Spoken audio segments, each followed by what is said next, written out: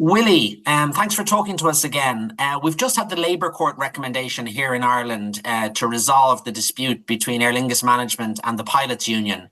Any initial thoughts about I think it's a 17.75% pay rise recommendation over the next 4 years? Aer Lingus have accepted it and it's over to the pilots, but what are your initial thoughts about it? Well, I think it's a positive development. I think the Labour Court's intervention has been helpful. I know it's already been accepted by Aer Lingus, and clearly that's a positive in itself. So I would hope that the pilots will recognise that this is the only way forward, to be honest with you, because I think it's been clear from the Aer Lingus position to date that they're not going to give in to the demands that were being made by IATA. So, it's an opportunity to resolve this, put it behind us and move forward. And I think that's what everybody will be looking forward to. Yeah. And I know the famous story of you, I think, starting as a pilot age 17 or something with Aer Lingus. And then, of course, you became CEO of Aer Lingus in due course, and then onwards and upwards from there. But you've nearly seen both sides of the dispute. It got quite ugly for a while. Is that just the nature of industrial relations? And the way it evolves, maybe here in Ireland. Yeah, I think it can be adversarial at times when it doesn't need to be. I think this one is somewhat different, given that we had already seen intervention from the Labour Court previously. It was with the WRC as well. So there had been a number of efforts to intervene and to resolve the issue, which normally does sort problems out when you get third-party involvement like that. So I think now that the Labour Court have taken the decision to intervene and to issue a recommendation, I think that should be the end of it. And as I said, I would hope that sensible minds will prevail now, and the dispute will be resolved and people can work together going forward, because there's still a lot of challenges facing the industry. This is a brutally competitive industry. It's clear that Aer Lingus has challenges given its financial performance relative to others in the group. And I think there was a real risk, if not a reality, actually, that IAG would stop investing in Aer Lingus and would move assets to other parts of the group where they're performing in a stronger and financially sustainable way. So I think it is important now to move on. Yeah, I think we already saw that to a certain extent, because as I understand it, 2 aircraft that were destined for Aer Lingus were moved to, I don't know whether it was Iberia or BA, but because of the uncertainty to do with this dispute. Yeah, no, they went to Iberia, where the financial performance has been much stronger than Aer Lingus. And the issue here is, these are expensive assets, and airlines require a lot of capital. And if you're not making a return on the capital that you're investing in one airline, and you can see an obvious opportunity in another, then you'll move the assets there. So I think the pilots should realize that could be the case.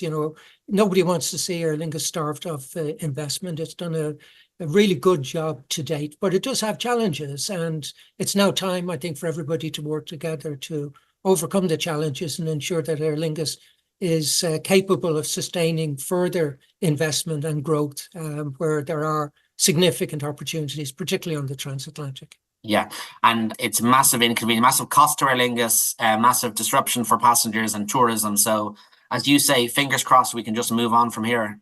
Yeah, because you've got to feel sorry for anybody and everybody who's been disrupted as a result of this. And the other problem, of course, is people don't have the confidence then to book with Aer Lingus. So despite the fact that flights will be operating, I think you'll see bookings significantly impacted. So it's having a significant financial hit, and nobody, I think, benefits from that. So resolving this dispute is important. Yeah.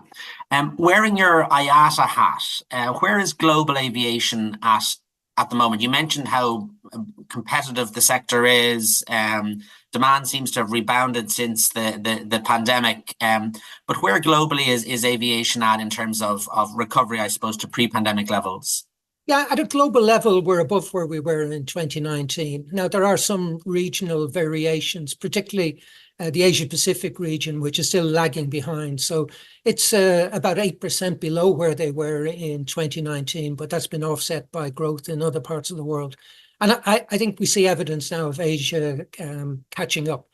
Some of it is structural and indeed some geopolitical. So if you look at flights between China and the US, they're only at about 20% of where they were in 2019. And I think that's going to take some considerable time to And get back to where it was. is that because of the political tensions? Yeah, that's very much a political issue. What surprised me as well, I was in India a couple of weeks ago. There are no direct flights between India and China. And again, you would think those two big economies, would have direct services. So I think there is a bit of geopolitical tension still there that's impacting on the pace of recovery. But I would hope that these issues will get resolved. But in the main, I think we've got to be optimistic. Demand remains quite strong. As I said, it's not evenly distributed across the but it's showing resilience despite some of the other sort of economic challenges that we've seen with high inflation, which clearly has been tapering now in recent months. So I think the general outlook is one that airline CEOs would describe as cautiously optimistic. Good reason to be optimistic, but cautious given everything that they've seen in the last few years. Yeah, and I suppose aviation, just like tourism, is impacted by external events. So, the Ukraine war doesn't help, the Middle East conflict doesn't help. Just talk to us for a moment about the decarbonisation of air, because it's there's a huge focus on sustainability here in Ireland. Understandably, we're always of the view that commercial sustainability has to live alongside environmental sustainability. Tourism is very dependent on air services into the country. So sometimes we on the ground in Ireland in a tourism context make huge strides towards sustainability, but people kind of wag the finger at us and go, yes, but what about aviation into the country? Talk to us a little bit about sustainable aviation fuel and the move towards, if you like, the decarbonisation of the skies, because I know IATA have a goal by 2050 of net zero, and I'm just wondering, what's the progress towards that, or what are the milestones? Yeah, well, you've put it very well. We have to be commercially, financially, and environmentally sustainable. It can't be one at the cost of the other. It's got to be all three. And we recognize as an industry that we must address our environmental impact. Aviation today globally contributes just over 2% of man-made CO2. There are non-CO2 impacts, which are less scientifically developed, although a lot of work being done in that area. So we have a commitment as an industry to achieve net zero, net CO2 by 2050. So have all the airlines within IATA signed up to that commitment? Yes, that's a global commitment on behalf of the industry, and indeed airlines that aren't members of IATA have committed to that as well. So the industry recognizes that we have to move and achieve that target. Now, for us, it's quite difficult. The other industries have easier pathways to net zero. For us, the most important contribution will come from sustainable aviation fuels. Yeah. Now, the good news there is this is scientifically proven. They are in production. Unfortunately, the bad news is their levels of production are quite low. So this year, 2024, we estimate that sustainable aviation fuels will represent just under 1%, well, about 0.54% of the total fuel used in the industry.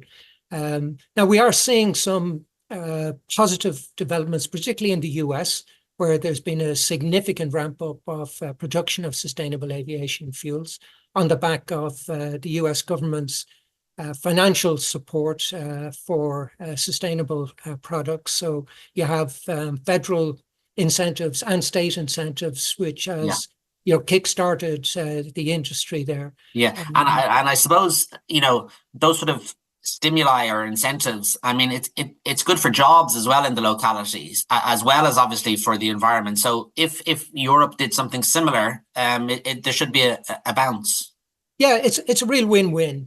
Sustainable aviation fuel can be produced from many different feedstocks. So, this is an opportunity to invest in a new industry that has the advantage of creating jobs, the advantage of improving the environment, and clearly reducing your dependence on imported fuel. So I think the opportunity in Europe is very significant. The opportunity in Ireland, I think, is quite significant as well.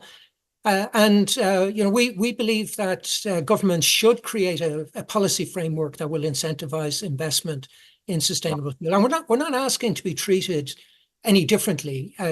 What we've seen, if you look at wind energy and solar energy, that didn't come about without government intervention. Governments supported investment in wind and solar to the point where wind and solar now is cheaper than traditional electricity sources. So we just believe the same should apply to aviation, particularly given the challenge of decarbonising aviation relative to other forms of transport in particular. So I think there's good progress so far, but this is a marathon. And I think people looking at progress in 2024 saying, well, you've gone from 0.2% in 2023 to 0.5 or 0.6%. That doesn't sound like a great development. Need to realize that this isn't going to be a linear increase. It will get to a point where we see significant investment, and I think the growth will then be exponential in terms of SAF production. But it's critical for us because when we look at the pathway to net zero in 2050, we estimate that about 65% of the abatement will come from sustainable aviation fuel. Okay. And we recently analysed 12 different pathways from many different sources. All of them have identified sustainable aviation fuel as being critical. Yeah. And what are the other sort of mechanisms? If you say 65% is SAF, what's the balance in terms of technology or other fuel types? Yeah, so some of it will come through improved technology from an aircraft point of view, improved operational performance, the changes in air traffic control, how that's operated. Yeah.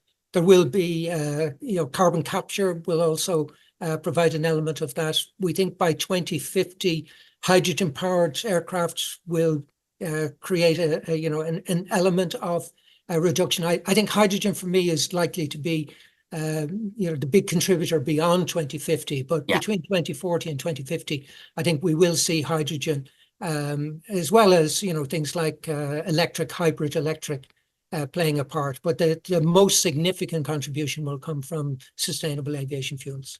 Yeah, you mentioned China earlier and political tensions, and I was talking to an economist last week who said China are world leaders in EVs, electric vehicles, and in solar panels. But because of solar panel production, but because of the political tensions, the States, for example, isn't importing those products in, so therefore the decarbonisation of the grid, if you like, in the States is slower than it could be. Is the same happening in SAF? Is the likes of China or some of those more sort of politically difficult countries doing great stuff that we're not maybe globalizing at the moment? Well, in fact, I think you've highlighted a very important point. China will be very important for the industry. And if you look at the Chinese domestic market today, it represents about 12% of all aviation. And what we see in China is once they decide to do something, they deliver. The determination is very strong. Now, let's hope they don't have a football team in the next World Cup. Yeah. Well, let's hope we're there to compete against them. But they're currently evaluating their policies in relation to sustainable aviation fuel. But we think that because it tends to be top down, the government decide we're going to do this, and they put in place the structures and the infrastructure and the incentives to fulfill the determination that China actually will be a critical component to decarbonising the industry at a global level. Clearly they will be focused on their domestic aviation and the international aspect of their aviation, but globally they will play an important part as well. Yeah. Bringing it back to Ireland, one of the big issues for Irish tourism's future growth is the cap, the passenger cap at Dublin Airport. Any thoughts on that? Because obviously DAA have submitted an infrastructure application to the local authority, but the mood music is that it's going to be slow to progress. And I suppose there's a concern on the tourism industry side that as an island nation, if the premier gateway into the country has a sort of an arbitrary cap, it's going to frustrate growth in the sector. Well, I think it's already impacting on growth, because I've seen a number of airlines who had wanted to provide services are unable to get access to Dublin because of the cap, and have therefore looked elsewhere. I think it's a very important issue. It's critical, particularly when you look at the investment that has been made in Dublin Airport to facilitate growth. To have this cap, which is restricting the pace of growth and indeed the ultimate level to which Dublin could get to, I think does need to be seriously addressed, because it's having an impact today. It will have a very significant impact going forward. Yeah. So I hope again that sense prevails here. The original restriction, as I remember it, going back to my time when I was in British Airways at the time, but I'd still obviously taken a keen interest in what was happening in Ireland, was the surface transport access to Dublin Airport, which again is something that we've debated in Ireland since I was born. The idea that we don't have a direct rail or Luas access to the airport. Living in Geneva, my office is at the airport. I live in the centre of Geneva. It's an 8-minute train journey from the centre of Geneva to the airport. You can connect from Geneva Airport to Zurich, the other main hub here. Integrated transport is critical for the future. And I think having these restrictions, makes very little sense, particularly when we know we are addressing the environmental impact. So we're not ignoring it. What I'm saying is there is a plan in place to address the environmental impact. Restricting growth, I think, in the interim, doesn't make an awful lot of sense to me. Yeah. And is there a short-term opportunity for the likes of Cork or Shannon to pick up some of the slack, or does aviation economics dictate otherwise? No, I think aviation economics will dictate that the airlines will want to fly to the airport that they have identified, and that's Dublin. Now, there's always opportunities for Cork and Shannon, to serve those markets. But, Dublin is the gateway into Ireland. And it's not just tourists coming into Dublin and staying in Dublin. I've friends who visit Ireland, they fly into Dublin, they spend some time there, and then they travel around the rest of the country. Yeah. And it's all about connectivity, and you're getting much greater connectivity, far more options for business, tourists, everybody flying into Dublin because of the scale and the size of the network that's operated there. So, I think the idea that you can restrict growth in Dublin and that, the growth that would have gone to Dublin will automatically go to Cork and Shannon, that's a fallacy. That's not going to happen. Yeah. And on your trips back to Ireland, what's your feeling or your view of the Irish tourism product? Does it still hold up compared to sort of international comparators? I think it does. It's fascinating. I brought some colleagues who hadn't been to Ireland, brought them to Dublin for a few days. They loved it. Now I kept them away from Temple Bar, but I said there's a lot more in Dublin. You kept that to yourself, did you? Dublin pubs to see other than in Temple Bar. But no, they came away. They loved it. They loved the city. They thought it was a fantastic place to visit. And then when you get people, I keep saying to them, just because you saw sunshine on the West Coast, don't think it's like that all the time. Yeah. But I had colleagues here who were out on the West Coast and did the Ring of Kerry and went up along the Clare coast, and they were just blown away by the experience that they had there. So I think Ireland has still got a lot to offer. And for me as an Irish person going home, it's great. I love getting back. Yeah. And the main thing is we just need to keep the connectivity channels open so that we can get as many visitors and business tourists and so on to the country. Yeah, I think connectivity is critical, and value for money is very important. Like more and more I'm hearing people talk about destinations they used to go to that have now become expensive and they're shying away from. You can't take your past success for granted and think it's going to continue if you don't offer value for money.